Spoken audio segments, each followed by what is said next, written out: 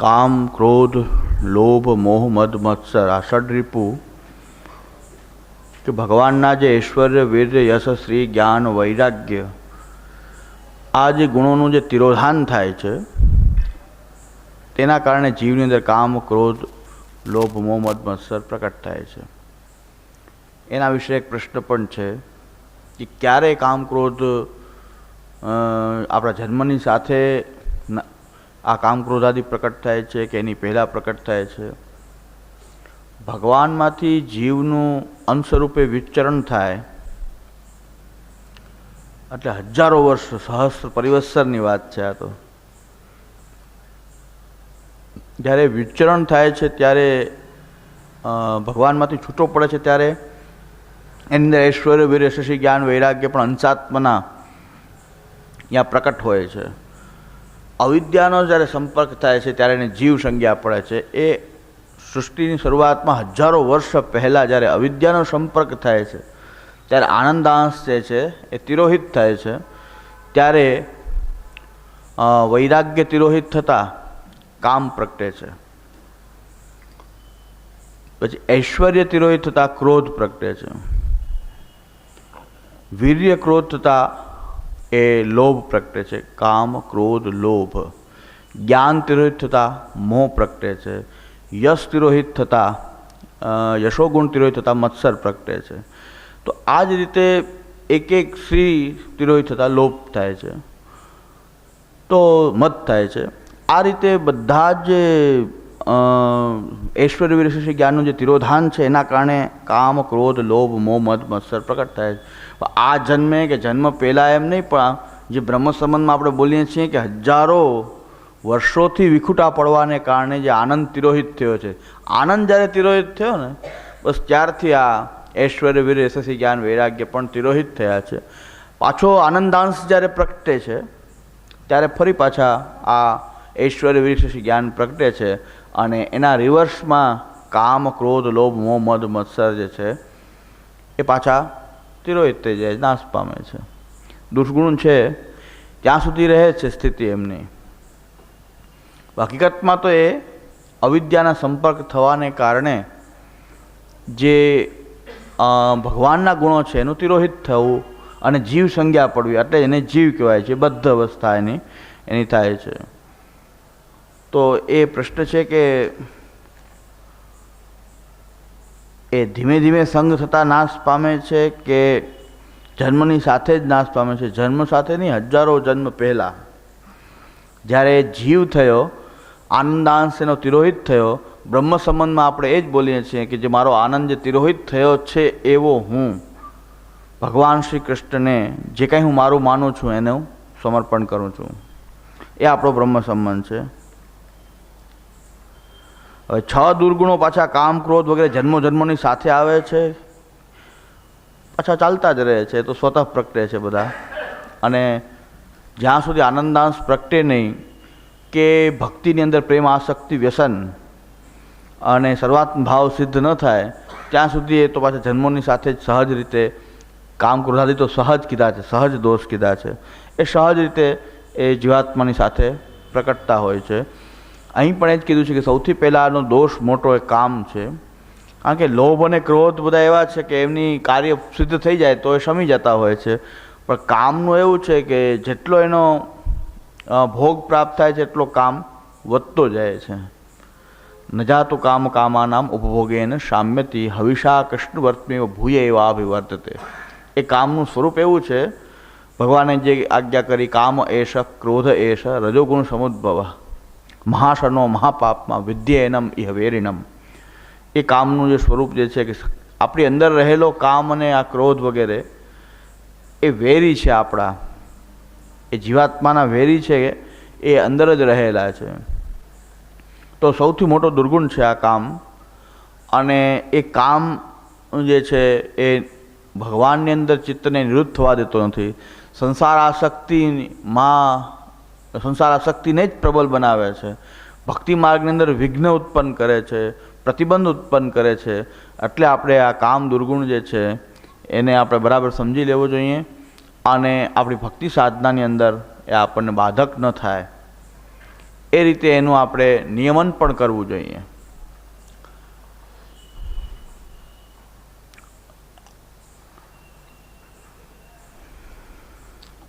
અને જ્યાં કામ ઉત્પન્ન થાય છે, હરિરાયજી આજ્ઞા કરે છે એનો નાશ જ કરનારો છે. પણ જેમ સંગાત સંજાયતે કામ છે, હવે આપણે કામને દુર્ગુણના રૂપમાં એને આપણે જોઈ રહ્યા છીએ, પણ એને જો ભગવદ વિષયક કામ પ્રકટ થાય, એટલે કે ભગવદ વિષયક કામનાઓ પ્રકટ થાય, ખાલી ઇન્દ્રિયોના વિષય ભોગની નહીં પણ ભગવત સુખની કોઈ કામના પ્રકટ થાય ભગવાન માટેની, પણ એ ક્યારે થશે?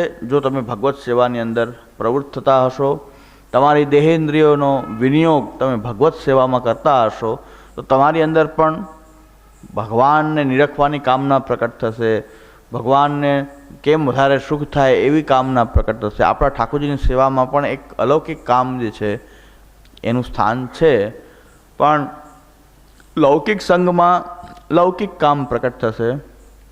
અલૌકિક એવો ભગવત સંઘ હશે તો ભગવાન વિષયક અલૌકિક કામ પણ પ્રકટ થઈ શકે છે. તો આપણે ત્યાં શ્રી મહાપ્રભુજીએ સેવા પ્રકાર એવો બનાવેલો છે કે તમે ઘરમાં ઠાકોરજીને પધરાવીને સેવા કરો, સ્વતનુવિત એટલે કે પોતાનું તનને સેવામાં વિનિયોગ કરવાથી દેહ ઇન્દ્રિયો જો સેવાની અંદર જોડાય, ઠાકોરજીની સેવા એ પરમ કર્તવ્ય છે, ભગવદ રૂપ સેવાર્થમ તत् સૃષ્ટિ નંથા ભવત, એવું સમજાઈ જાય કે ઠાકોરજીની સેવા કરવી જ, ઠાકોરજીના રૂપની સેવા કરવી જ આ મારા પુષ્ટિ જીવ તરીકેના અસ્તિત્વનું એ ખાસ પ્રયોજન છે. એ જ અર્થ છે કે જેના માટે આ પુષ્ટિ સૃષ્ટિનું સૃજન થયું છે. એ રીતે ભગવત સેવાની અંદર જો દેહેન્દ્રિયો જોડાય તો દેહેન્દ્રિયો જે છે ભગવાનમાં જોડાવાથી પછી એ ક્ષુદ્ર કામોપભોગની અંદર એની પ્રવૃત્તિ નહીં થાય, એમાં વિચરણ નહીં કરે અને ભગવત સેવા કરશે તો એનાથી ભગવત કામ પણ પ્રકટ થશે. ભગવત સેવા વિષયક એ ઉત્તમ કામનાઓ પણ એની અંદર પ્રકટ થશે. અને જે દુર્ગુણ હતો એ ભગવાનમાં જોડાવાથી એ પણ ચિત્તને ભગવાનમાં જોડવાનું એ સાધન બની જશે.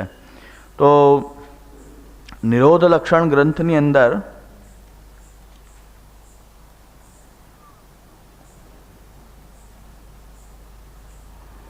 જે ઉપાય બતાવ્યો છે કે સાંસારિક જે વિષયોમાં જે આસક્તિ જે થઈ રહી છે એને દૂર કરવા માટે શ્રી મહાપ્રભુજી આજ્ઞા કરે છે કે એ સાંસારિક વિષયોની અંદર જે આસક્તિ છે કેવી રીતે દૂર થાય છે.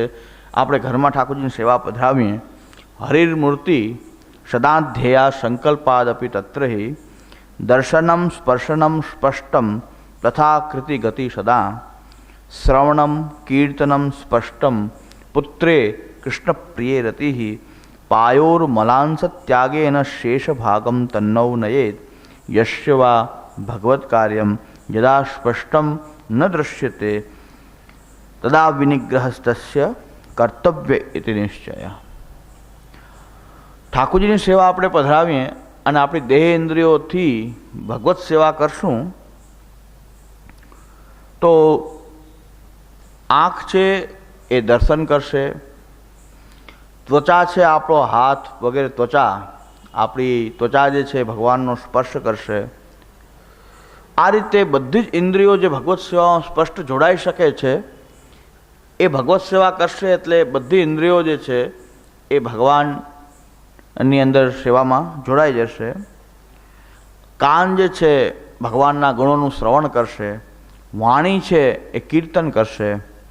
હવે આ જે સ્પષ્ટ રૂપે જે ભગવત સેવા કે ભગવત કથાની અંદર દેહેન્દ્રિયોનો વિનિયોગ થઈ શકે છે એની વાત છે, પણ એવી ઇન્દ્રિયો, એના વિશે પણ મહાપ્રભુજી વિચાર્યું છે કે એવી ઇન્દ્રિયો કે જે ભગવત સેવાની અંદર સ્પષ્ટ રૂપેણ જોડાઈ શકતી નથી, તો એની માટે શ્રી મહાપ્રભુજી આજ્ઞા કરે છે કે પુત્રે કૃષ્ણ પ્રિય રતિ, જે ગૃહસ્થાશ્રમની અંદર જે સાંસારિક કામ છે એનું પણ એક ઉદ્ધવ ગતિ એની કહી શકાય કે એનું ઉદાત્ત એનું સ્વરૂપ કહી શકાય. એ એવું છે કે પુત્રે કૃષ્ણ પ્રિય રતિ, કૃષ્ણ ભક્ત પુત્ર થાય એવી કામનાથી સાંસારિક એ ગૃહસ્થાશ્રમની અંદર પણ જે વિષય છે એને પણ એવા, એને એમ નહીં કે ફક્ત કામોપભોગની શાંતિ માટેનું આ સાધન છે એમ નહીં, પણ પુત્રે કૃષ્ણ પ્રિય રતિ, જો પુત્ર વગેરે પ્રકટ થાય તો ભગવત સેવામાં એ સહાયક થાય એવા હેતુથી એને પણ ભગવત સેવાનો કોઈ ભાગરૂપે જોવું. પાયોર મલાંશ ત્યાગેન, મલમૂત્રાદિ વિસર્જન કરનારી જે ઇન્દ્રિયો છે તો એનો સેવામાં શું ઉપયોગ? એનો કોઈ સેવામાં કોઈ ઉપયોગ નથી, પણ મલાંશનો ત્યાગ કરવાથી દેહ સ્વસ્થ રહે એ એનો ઉપયોગ છે. દેહ સ્વસ્થ રહે તો ઠાકોરજીની સેવા થઈ શકે. તો આ મલમૂત્ર વિસર્જન કરનાર ઇન્દ્રિયોનો પણ વિનિયોગ કંઈક ભગવત સેવામાં પરોક્ષ છે એમ શ્રી આચાર્યચરણ બતાવે છે. તો પરોક્ષ રૂપે એ ઇન્દ્રિયો જે છે એ પણ ભગવત સેવાના ભાગ રૂપે ત્યાં જોવામાં આવે છે. તો પાયોર મલાંશ ત્યાગેન શેષ ભાગમ તન્નૌ નયેત. યસ્ય વા ભગવત કાર્યમ યદા સ્પષ્ટમ ન દૃશ્યતે. કોઈ પણ રીતે આ રીતે પરોક્ષ રૂપમાં ત્યાં સુધી રેન્જ સુધી વિચાર કર્યો કે ભાઈ મલમૂત્રાદિ વિસર્જન કરનારી ઇન્દ્રિયો ભગવત સેવાના ભાગ કેવી રીતે બની શકે કે દેહને સ્વસ્થ રાખીને એ ભગવત સેવામાં કંઈક એનો ભાગ છે એવું વિચારી શકાય, એવી ભાવના એમાં વિચારી શકાય. ગૃહસ્થાશ્રમની અંદરનો જે વિષય છે એને પણ એક ઉદાત્ત સ્વરૂપમાં જોવામાં આવે તો પુત્રે કૃષ્ણ પ્રિય રતિ, પુત્ર વગેરે જે છે એ કૃષ્ણ સેવામાં સહાયક થાય એવા પુત્ર સંતતિ વગેરે પ્રકટ થાય એના માટેનો એને જોઈ શકાય. પણ એનાથી વધારે યશ્યવા ભગવત કાર્યમ યદા સ્પષ્ટમ ન દૃશ્યતે, કોઈ પણ ભગવત કાર્ય સ્પષ્ટ દેખાતું ન હોય તો તદા વિનિગ્રહસ્તસ્ય કર્તવ્યેતિ નિશ્ચય. તો પછી તો વિનિગ્રહ એ ઇન્દ્રિયોનો તો નિગ્રહ કરવો જોઈએ. એટલે બધું જ આપણા જીવનની આમ તો જોઈએ તો બધાને જ ભગવત સેવાનો ભાગ બની ગયા છે, પણ ધર્મ વિરુદ્ધ કોઈ સ્વચ્છંદ કામો ભોગ જે છે એનો તો વિનિગ્રહ કરવો જ પડશે, એટલો જ અર્થ છે. બાકી તો હવે પાયોર મલાંશ ત્યાગે ને એ રેન્જ પણ આવી ગઈ. પુત્રે કૃષ્ણ પ્રિય રતિ એ પણ આવી ગયું. તો હવે વિનિગ્રહ કરવાનું શું રહ્યું કે જે ભગવત સેવાનો સ્પષ્ટ રૂપેમાં કોઈ રોલ નથી, એનો કોઈ ભાગ નથી, એ પ્રકારનો જે ઇન્દ્રિયોનો વિષય છે એનો વિનિગ્રહ કરવો જોઈએ. એ તો શું બાકી રહેશે કે એક તો એ કે ભાઈ આપણે જીવવાના સ્વાદેન્દ્રિયને વશ થઈ અને અસમર્પિત વસ્તુઓનો ઉપભોગ કરવો કે જેનો ભગવત સેવા સાથે કાંઈ સંબંધ નથી. હોટલ બજારમાં જઈને રવિવારે ટેસ્ટથી ખાનપાન કરવું, સેવા પણ કરવી, હોટલ બજારોમાં ટેસ્ટથી સ્વચ્છંદ રીતે ખાનપાન કરવું, તો એનો શું અર્થ થયો કે સ્વાદેન્દ્રિયના વિષયથી વશીભૂત થઈને હવે એનો કોઈ રોલ ભગવત સેવા સાથે કોઈ સ્પષ્ટ એનો છે નહીં. ઠાકોરજીની સામગ્રી ભોગ દોરો, પ્રસાદ રૂપે એને ગ્રહણ કરો. લૌકિક વૈદિક પ્રસંગોમાં કાંઈ ચાલે એવું નથી ને ત્યાં કોઈ ન છટકી શકાય તો આપણે શરણાગતિના ભાવપૂર્વક ત્યાં પણ આપણે એ વસ્તુ બરાબર છે. પણ સ્વાદેન્દ્રિયોથી વશીભૂત થઈને એ હોટલ બજારોમાં ખાનપાન કરવું કે જેનો ભગવત સેવા સાથે કોઈ સંબંધ નથી, તો એનો એ રીતનો જે સ્વાદેન્દ્રિયોનો વિષય છે એનો તો વિનિગ્રહ કરવો જોઈએ. તદા વિનિગ્રહસ્તસ્ય કર્તવ્યેતિ વિનિશ્ચય. બીજું, ધર્મથી વિરુદ્ધ પ્રકારની કોઈ આપણને આદત છે, જે ધર્મથી વિરુદ્ધ છે એ પ્રકારનો કંઈ આપણી કોઈ વિષય ભોગની અંદર પ્રવૃત્તિ છે તો એ પણ ભગવત સેવાનો કોઈ ભાગ હોઈ શકે નહીં. કારણ કે મહાપ્રભુજી આજ્ઞા કરે છે અથાપી ધર્મ માર્ગેણ સ્થિત્વા કૃષ્ણમ ભજેત સદા. અધર્મવાળી ઘણા કહે છે ને કે આપણું અન્યત્ર મન જાય છે તો આપણે શું કરીએ છીએ કે વિષયને ભોગવી લઈએ તો આપણું મન એમાંથી નીકળી જાય. તો ધર્મથી વિરુદ્ધ હોય એ પ્રકારે વિષય ભોગની તમે શાંતિ ઈચ્છી રહ્યા છો ત્યારે મહાપ્રભુજી કહે છે કે એને ભગવત સેવાનો ભાગ કોઈ પણ રીતે ન ગણી શકાય. કારણ કે અથાપી ધર્મ માર્ગેણ સ્થિત્વા કૃષ્ણમ ભજે સદા. શ્રી ભાગવત માર્ગેણ શ કથંચિત તરિષ્યતિ. મહાપ્રભુજી એમ આજ્ઞા કરે છે અધર્મ માર્ગમાં સ્થિત થઈને કૃષ્ણને ન ભજો, પણ ધર્મ માર્ગેણ સ્થિત્વા કૃષ્ણમ ભજે સદા. ધર્મના માર્ગમાં સ્થિત થઈને તમે કૃષ્ણને ભજો અને ભાગવત અનુસાર ભાગવત માર્ગથી તો તમે ભક્તિ કરશો એવો કોક તરી જશે આ કાળમાં. કલિકાલમાં બધા નહીં તરી શકે, તો કલિકાલમાં આવો કોક તરી જાય કે જે શ્રી ભાગવત માર્ગેણ શ કથંચિત તરિષ્યતિ. પણ અથાપી ધર્મ માર્ગેણ સ્થિત, તો આ કૃષ્ણનું ભજન અહીં ધર્મ માર્ગમાં સ્થિત થઈને થાય છે. પરિણામે શાસ્ત્રથી વિરુદ્ધ કોઈ પણ પ્રકારનો જે વિષય છે, વિષય ભોગ જે છે, એ ભગવત સેવાના ભાગરૂપે જે અહીં કીધું છે આચાર્ય ચરણે જોવાનું, એ રેન્જમાં આપણે એને જોઈ શકતા નથી. કારણ કે એમ કીધું છે કે બધી વસ્તુને ભગવત સેવાનો ભાગ ગણવો. તો અહીં કહ્યું છે કે જે ઇન્દ્રિયોના જે બધા વિષય છે એ ઠાકોરજીની સેવામાં જોડાઈ જાય છે કોઈ પણ રીતે, પણ એનાથી અધર્મના રસ્તેથી વિષય ભોગવો એ ભગવત સેવાના ભાગ બનતા નથી.